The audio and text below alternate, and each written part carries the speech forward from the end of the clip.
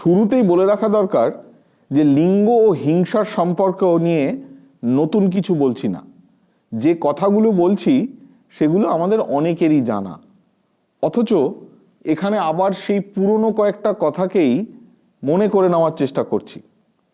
আর এই শুরুতেই একটা আশঙ্কার ছায়া কাজ করছে, বা বলা ভালো আশঙ্কাটা আমি ইচ্ছা করেই কাজ করাচ্ছি এইখানে এই কথাগুলির মধ্যে।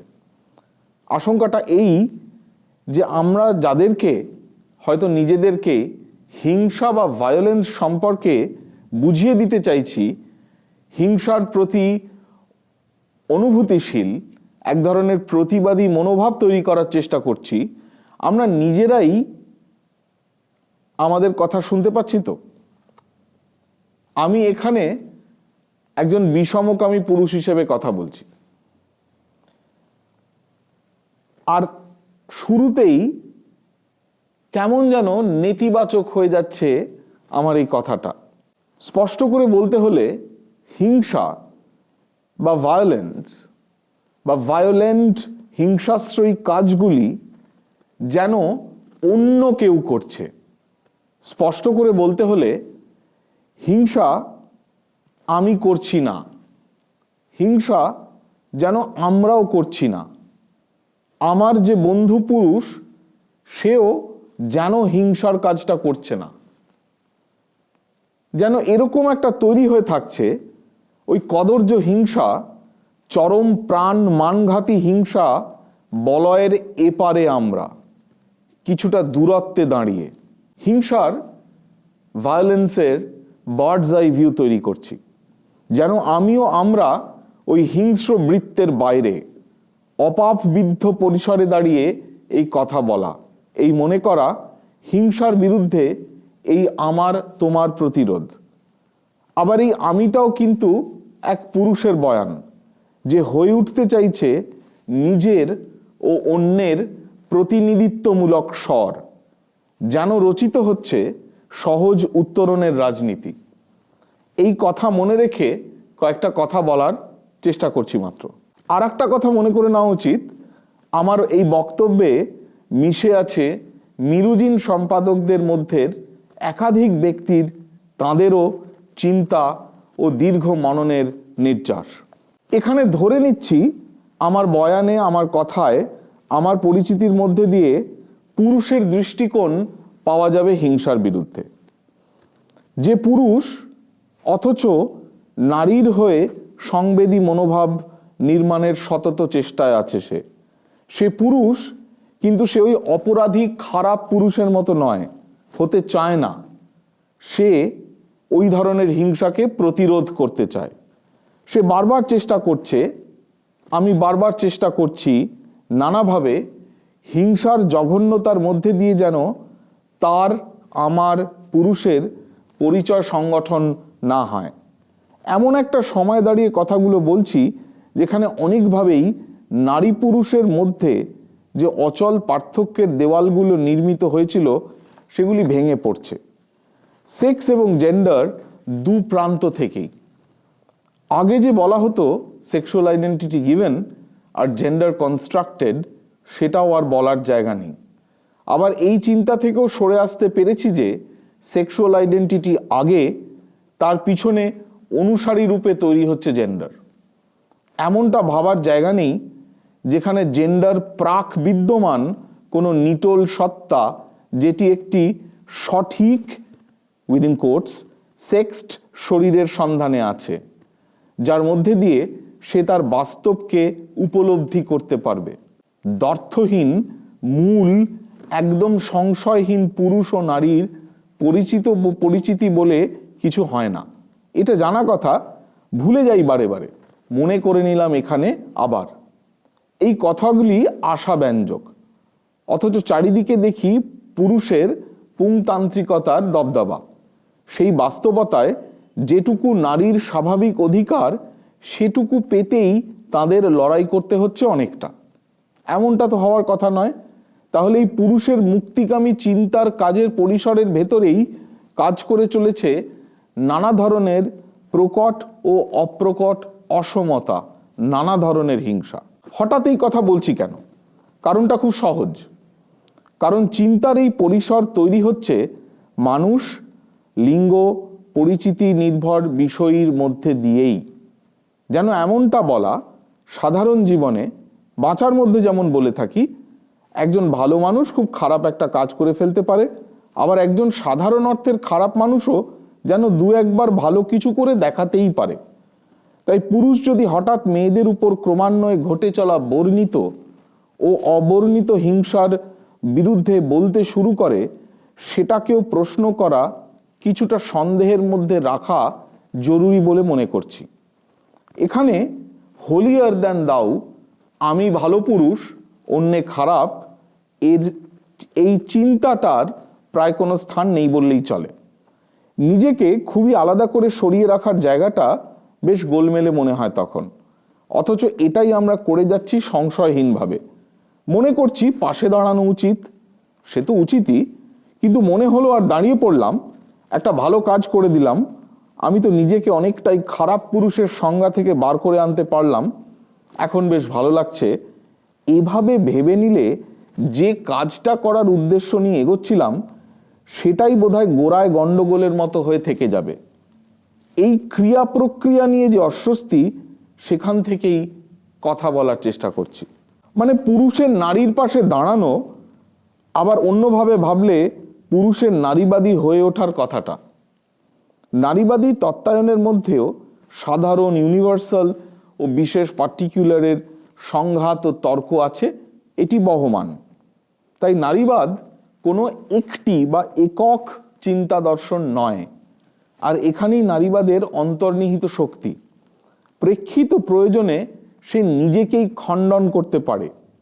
একটা সতত চলনশীল চিন্তা ও কাজের স্রোতের মধ্যে পুরুষ কোথায় ঠিক তার জায়গা খুঁজে পাবে, এটার উত্তর সহজ নয়।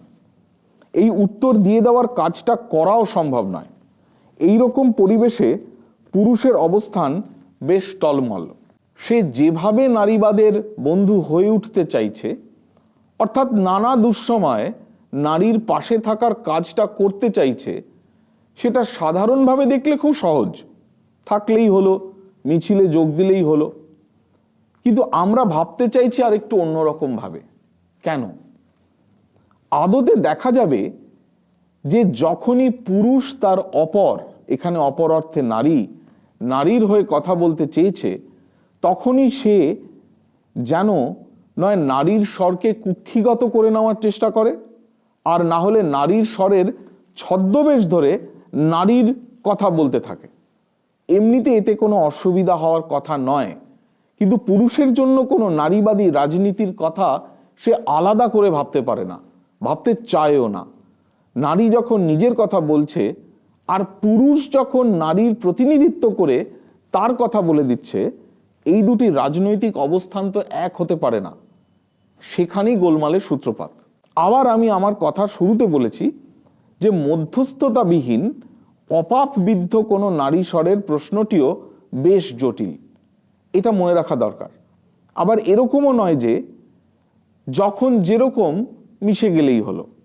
একদম একটা অন্য উদাহরণে চলে যাই। এখানে দেহজ ব্যথা বা দেহের ব্যথার বিবরণের অসম্ভাব্যতা, যেখানে নিজের দেহজ ব্যথার কথাই বলে উঠতে পারছি না নির্দিষ্টভাবে, সেখানে অন্যেরটা ঠিক কি করে বোঝাবো, বুঝবো কিভাবে, আর বোঝাবোই বা কিভাবে? তাই বলে কি গুটিয়ে নিতে হবে নিজেকে, অন্যেরটা বোঝার চেষ্টাই করব না? ব্যাপারটা সেরকম নয়।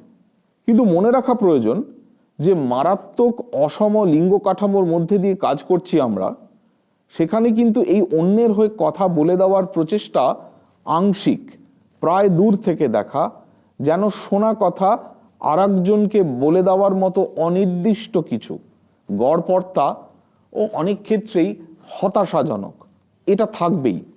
তাই একে জোর করে পজিটিভিস্ট প্রমাণের ঢঙে সন্দেহাতীত রূপে বুঝে মেপে লেবেল সেঁটে বলে দিতে পারার মধ্যেই রয়েছে এক ধরনের পুংতান্ত্রিক হিংসার স্তর, যে পুংতান্ত্রিকতা প্রতিবাদেও পিছিয়ে যেতে পারে না, পিছিয়ে যেতে চায় না। সে প্রতিবাদের রাজনীতির প্রকট ও স্পষ্ট রূপ হতে চায়। ভালো কথা, কিন্তু সেটা হয়ে উঠতে পারে পুংতান্ত্রিকতার আবহাওয়ার লেশমাত্র বিসর্জন না দিয়েই। অনেক দর কষাকষির পর তাকে মেয়েদের মিছিলে একটু পিছনে হাঁটতে বলা হয়। যেমন একেবারে অন্য ক্ষেত্রে শক্তিশালী গদ্যকার সংশয়হীনভাবে লিখে দিতে পারেন নারীকে, শিল্পী আঁকতে পারেন নগ্নিকা, অথবা পাড়ার ছেলেটি মেয়েটিকে দেখে বলে ওঠে ওই মালটা। এর মধ্যেই যেন বলা থাকছে আমি জানি নারী কে, নারী কি আমি জেনে ফেলেছি। আবার অন্যদিকে নারীবাদ কি শুধুই নারীর পরিচিতি বা আইডেন্টিটির উপরেই ভিত্তি করে তৈরি হবে? তাহলে তো ভেবে দেখতে হবে সেই পরিচিতিগুলোর উপাদান কি, কোথায়, কিভাবে, কোন প্রক্রিয়ার মধ্যে দিয়ে আবিশ্ব জুড়ে তৈরি হয়ে আছে নারীর কতগুলি সাধারণ পরিচিতি। যদি ইতিহাস সাম্প্রতিক ও দূরের পড়ে দেখি তাহলে দেখব একটা আশ্চর্য বলয় তৈরি হয়ে আছে পুরুষের নারীবাদী হয়ে ওঠা ঔদার্যের আর নারীর নারীবাদী হয়ে ওঠা ঔদ্ধত্যের মধ্যে। এই দুটো খুব ভালোভাবে একটু খেয়াল করা দরকার। এইটুকুই হচ্ছে হয়তো এখানে আমাদের কথা।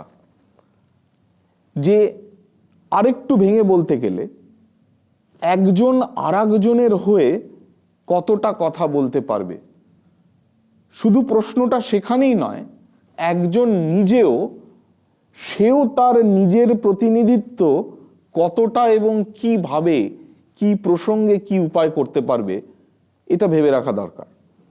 এখানে মনে পড়ছে একটু অপ্রাসঙ্গিকভাবেই কিন্তু কোথাও একটা সূত্রগত মিল আছে। তিনি যখন মেডিসিন প্র্যাকটিস করছেন, চিকিৎসা বিজ্ঞানের মানে চিকিৎসার কাজটা করছেন, তিনি দেখতে পাচ্ছেন যে রুগী তিনি ইউরোপে চিকিৎসা বিজ্ঞান পড়ে এসেছেন, ইউরোপীয় মেডিসিন পড়েছেন, আধুনিক ইউরোপীয় মেডিসিন, ওয়েস্টার্ন মডার্ন মেডিসিন। তিনি যখন এক ধরনের তৃতীয় বিশ্বের মানুষের সঙ্গে তার উপসর্গ, তার ব্যথা ইত্যাদির প্রসঙ্গগুলোর মধ্যে যাচ্ছেন, যে রুগী ঠিক ব্যথার কথাটা বলতেই পারছে না, কোথায় ঠিক ব্যথা হচ্ছে। কারণ ইউরোপীয় জ্ঞানতত্ত্বের সেই কাঠামোর মধ্যে, যে কাঠামোর মধ্যে দিয়ে রুগী বলতে পারে, বলতে শিখেছে তার পেটের ঠিক কোন জায়গায় ব্যথা, কিরকম সেই যন্ত্রণা, সেই বোঝার ও বলার কাঠামোটাই সেই রুগীর কাছে কিন্তু নেই। এইটা একটু অপ্রাসঙ্গিক হলেও ভেবে দেখা যেতে পারে। প্রতিনিধিত্ব করা বা নিজেকেই রিপ্রেজেন্ট করা, দুটো সমস্যাই একসঙ্গে চলছে, আবার দুটোকে আমরা উড়িয়েও দিচ্ছি না, দুটোরই গুরুত্ব বজায় থাকছে সেরকমভাবে। যেমন আর একটা একটু দূরগামী উদাহরণের মধ্যে যেতে পারি, সবাই এটা জানেন, নানা কথা হয়েছে, বিশেষত মনে পড়ে যাচ্ছে ওই মি টু আন্দোলনে প্রকাশিত দুনিয়া কাঁপানো লোসা বা list of sexual harassers in একাডেমিয়ার ওই তালিকাটির কথা। এই তালিকার বিরুদ্ধে প্রধান যে প্রতিক্রিয়া তৈরি হয় পুরুষদের মধ্যে এবং অনেক ক্ষেত্রে মহিলাদের মধ্যেও, যে কিভাবে কোট আনকোট প্রমাণ ছাড়া এইরকমভাবে নামের পর নাম তুলে দেওয়া যায় সেই নিয়ে। এখানে মনে রাখা দরকার যে প্রমাণের কথা উঠছে সেই প্রমাণের ধারণাটাই তো পুংতান্ত্রিকতার রচনা। সেই প্রমাণের কাঠামোয় নারীর স্বর, কণ্ঠস্বর বেশ কোট আনকোট সন্দেহজনক, কোট আনকোট দুর্বল ইত্যাদি, এরকম হতেই পারে। আর প্রমাণ আপনি কত দূরই বা করবেন, এরকম ব্যাপারে কিভাবেই বা করবেন, আরো বড় প্রশ্ন হলো কেনই বা করবেন। হঠাৎই আপনার সহযোগী পুরুষ দেখবেন আর আপনাকে বিশ্বাস করতে পারছে না, কোথাও ভেবে নিচ্ছে মহিলাদের কাজ হলো ফাঁসিয়ে দেওয়া। একই পুরুষ যে দিল্লি ধর্ষণ ও হত্যাকাণ্ডের পর রেপ আইন প্রমাণের প্রশ্নে নানা বদল নিয়ে হাততালি দেয়, উৎসাহী হয়ে ওঠে, সেই মারাত্মক রেগে ওঠে এই তালিকায় কোট আনকোট প্রমাণহীনতা দেখে। মনে রাখা দরকার এই লোসা বা list of sexual harassers in academia তৈরি হয়েছিল কেন? ওই ডিউ প্রসেস, ডিউ প্রসিডিওর কাজ করেনি বলেই তো এই তালিকার আগে তো তারা অনেকেই ডিউ প্রসিজারের মধ্যে দিয়ে কাজ করতে চেয়ে শুধু অবজ্ঞা, অবহেলা ও তিরস্কার পেয়েছেন। আইন যখন তাদের কাজটা করে দিতে পারেনি তখন তারা এক ধরনের ন্যায় বিচারের পথে হেঁটেছিলেন এইভাবে। আর সেই ন্যায় বিচারটা কি? সমাজ মাধ্যমে ছড়িয়ে দেওয়া একটি তালিকা যেখানে কোনো শাস্তিও চাওয়া হচ্ছে না, কেবলমাত্র ভবিষ্যতের মহিলাদের জানিয়ে রাখা হচ্ছে যে এদের থেকে সাবধান। তাতেই বিশ্বজোড়া হাহা পড়ে গেছিল। সুতরাং এখানে আমরা যে চিন্তাটা নিয়ে কথা বলছি, এই চিন্তাটা কিন্তু কখনোই এক ধরনের নিউট্রালিটি বা সবাইকে সমান চোখে দেখা এই পথটায় ঠিক হাঁটবে না। এখানে একটা বায়াস কাজ করছে, কিন্তু সেই বায়াসটা এক ধরনের একটা প্রয়োজনীয় বায়াস। কেন প্রয়োজনীয় তার কতগুলো কারণ আমরা একটু আলোচনা করলাম। এখন আরো অনেক দীর্ঘ আলোচনায় যাওয়া যেতে পারে, হয়তো আজকে এতটা সময় নেই। কাঠামোর ক্ষমতাকে মনে করতে গেলে মনে পড়ে যায় ভার্জিনিয়া উলফের লেখার কথা, যে ওই একটা খুব খুব বিখ্যাত, তার অনেক উদ্ধৃত একটা জায়গা রয়েছে, যে একটা জায়গায় উলফকে তার তার বিষয় উইমেন অ্যান্ড ফিকশন নিয়ে বলতে বলা হয়েছে এবং তার থিসিস হচ্ছে, তার থিসিসটা এই: a woman must have money and a room of her own if she is to write fiction. The thesis has a limited scope, she admits, one that, I quote, leaves the great problem of the true nature of woman and the true nature of fiction unsolved, unquote. এটার মধ্যে একটা অদ্ভুত জিনিস আছে, এটা একটা অভিজ্ঞতা থেকে তার আসছে, সেই অভিজ্ঞতার কথাটা আমরা যাচ্ছি। ওই কনফারেন্সে গিয়ে, যে কনফারেন্সে তার এই বলার কথা এই উইমেন অ্যান্ড ফিকশন নিয়ে, তিনি বলছেন, I quote from Woolf, I propose making use of all the liberties and licenses of a novelist to tell you the story of the 2 days that preceded my coming here. How, bowed down by the weight of the subject which you have laid upon my shoulders, I pondered it and made it work in and out of my daily life, unquote. গল্পটা এরকম যে এই কনফারেন্সে বলতে আসার আগে যখন তাকে বিষয়টা দেওয়া হয়েছে, তিনি ভাবতে চাইছেন কি বলবেন, তার বক্তব্যের আর্গুমেন্টটা, তর্কটা তৈরি করতে চাইছেন, যে দ্য ন্যারেটর, মানে এখানে Wolf, seats on the banks of a river at অক্সব্রিজ। এটা একটা ফিকশনাল, একটা কাল্পনিক ইউনিভার্সিটি, বোঝাই যাচ্ছে অক্সফোর্ড আর কেমব্রিজ মিশিয়ে অক্সব্রিজ বলে রাখা রয়েছে। Pondering the question of women and fiction, she represents her musings metaphorically in terms of fishing. মাছ ধরার ওই মতো করে কথাটা বলছেন। Thought, চিন্তা, had let its line down into the stream of the mind, where it drifts in the current and waits for the tug of an idea.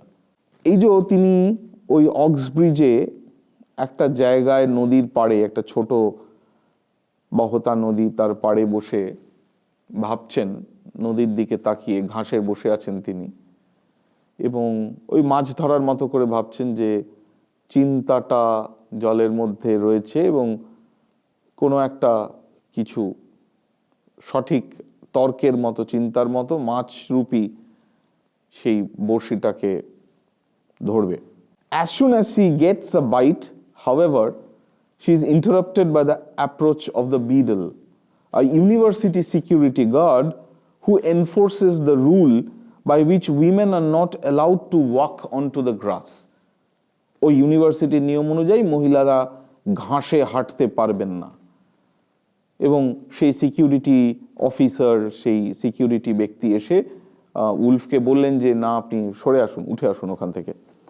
She scurries back to her proper place on the gravel path, remarking that while, within quotes, no very great harm, unquote, had been done, she had lost her, again within quotes, little fish of an idea.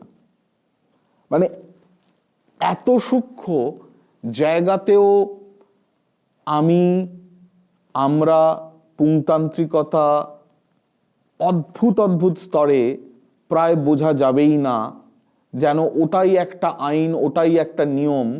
এইরকমভাবেই হিংসার কাজগুলো ডেমোক্রেসির মধ্যে দিয়ে, Democratic চিন্তার মধ্যে দিয়ে, এক ধরনের ডেমোক্রেসির ধারণার মধ্যে দিয়েই প্রচলিত করে দিচ্ছে, আধুনিকতার মধ্যে দিয়ে, যে